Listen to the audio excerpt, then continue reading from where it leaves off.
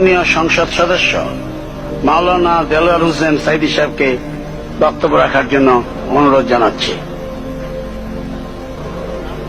নাহমাদুহু ওয়া নুসাল্লি আলা রাসূলিহিল কারীম ওয়া আলা আলিহি ওয়া আসহাবিহি আজমাইন।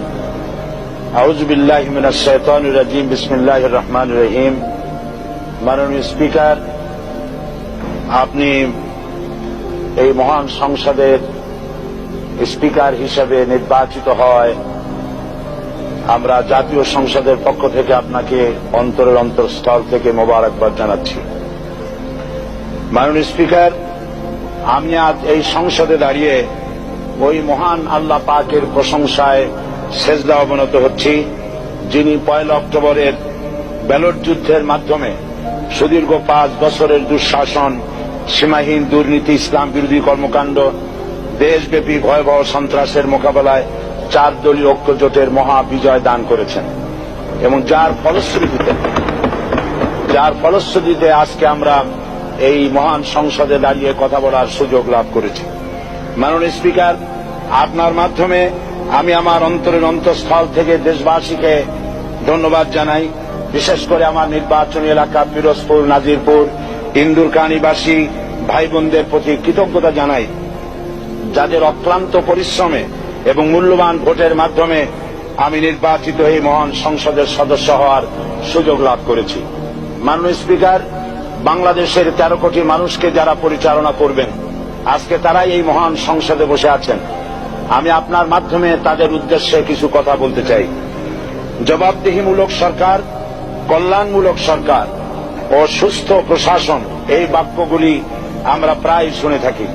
এই বাক্যগুলির অর্থ সরকার স্বৈরাচার নয়, বরং জনগণের কল্যাণে জনগণ নিকট দায়বদ্ধ সরকার, যা আব্রাহাম লিঙ্কনের ভাষায় by the people, for the people, of the people. বর্তমান পৃথিবীতে মূলত গণতান্ত্রিক দেশে এখন সরকারকে বিবেচনা করা হয়। এরূপ সরকারের জনগণের সার্বভৌম ক্ষমতার উৎস হিসেবে বিবেচনা করা হয়, অর্থাৎ সংখ্যাগরিষ্ঠ প্রতিনিধিদের প্রণীত আইনই হল আইন এবং নির্বাচিত হবার পর সরকার হয়ে পড়েন সমগ্র জনগণের, আর বিরোধী দল হয় ছায়া সরকার। মাননীয় স্পিকার, সরকারকে সঠিক পথে পরিচালনার জন্য বিরোধী দলকে অপরিহার্য বিবেচনা করা হয়।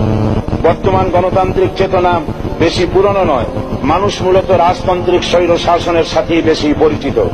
বস্তুত বর্তমান পৃথিবীতে গণতান্ত্রিক শাসন ব্যবস্থায় জবাবদিহিমূলক, কল্যাণমূলক, স্বচ্ছ প্রশাসনের যে কথাবার্তা আমরা শুনতে পাই, এর প্রথম উপস্থাপক হলেন বিশ্বনবী হযরত মুহাম্মদ রাসূলুল্লাহ সাল্লাল্লাহু আলাইহি ওয়াসাল্লাম।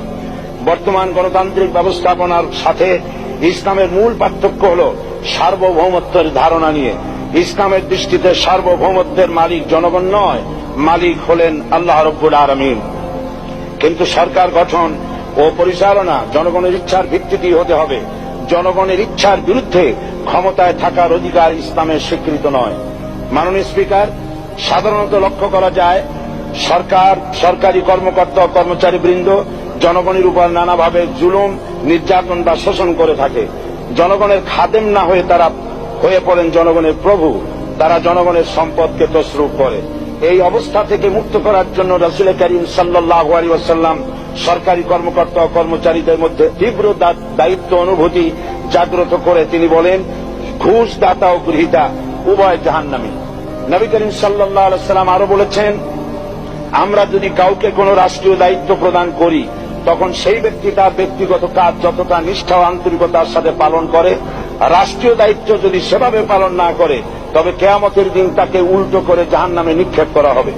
রাষ্ট্রীয় সম্পদ তসরুপের ব্যাপারে কঠোর হুঁশিয়ারি উচ্চারণ করে বিশ্বনবী মুহাম্মদ রাসূলুল্লাহ সাল্লাল্লাহু আলাইহি ওয়াসাল্লাম বলেছেন, রাষ্ট্রীয় দায়িত্ব পালনকারী কেউ যদি 1 টুকরা সুতা বা তার চেয়েও ক্ষুদ্র কোন জিনিস খেয়ানত করে তবে কিয়ামতের দিন খেয়ানতের বোঝা মাথায় করে তাকে উঠতে হবে। মাননীয় স্পিকার, আল্লাহ রসুল যে সরকার ব্যবস্থা প্রতিষ্ঠা করেছিলেন তা সত্যিকার অর্থে ছিল জনকল্যাণমূলক সরকার। তার সরকারে দায়িত্ব পালনকারী ব্যক্তিবর্গের মধ্যে চরম দায়িত্ব অনুভূতি জাগ্রত করে দেওয়া হয়েছিল। এটা সম্ভব হয়েছিল কেবলমাত্র আখিরাতের তীব্র বিশ্বাস ও মহান আল্লাহর দরবারে জবাবদিহিতার অনুভূতির মাধ্যমে। মানুষের নিকট জবাবদিহিতা পাশ কাটিয়ে যাওয়া যায়, কিন্তু আল্লাহর নিকট জবাবদিহিতা পাশ কাটানোর কোনো সুযোগ নেই। মাননীয় স্পিকার, নবী করিম সাল্লাল্লাহু আলাইহি ওয়াসাল্লামের সরকার ব্যবস্থাপনায় সবাই যেমন আইনের দৃষ্টিতে সমান অধিকার ভোগ করেছে, ঠিক তেমনি ভাবে রাষ্ট্রের নাগরিক হিসাবে সবারই মৌলিক চাহিদাসমূহ পূরণ হয়েছে। ঋণগ্রস্ত এতিম অসহায় জনগণ রাষ্ট্রীয় তহবিল থেকে সহযোগিতা লাভ করেছে। মূলত এটা জনকল্যাণমূলক সরকারের ধারণা বিশ্ববাসী তখনই প্রথম অবলোকন করে। মাননীয় স্পিকার, নবী করিম সাল্লাল্লাহু আলাইহি ওয়াসাল্লাম সরকারি কর্মকর্তাদের বিরুদ্ধে কোনো অভিযোগ পেলে তখনই ব্যবস্থা গ্রহণ করতেন। আইনের চোখে সবাই সমান এবং এ কারণেই শাসকদের আত্মীয় স্বজন কারো পক্ষে সম্ভব ছিল না জনগণের উপরে জুলুম করা। খলিফা ওমর রাদিয়াল্লাহু তাআলা আনহুর এক ছেলে অপরাধী প্রমাণিত হলে সে দণ্ডভোগ থেকে রেহাই পায়নি, এমনকি এতে তার মৃত্যুদণ্ড হয়েছিল।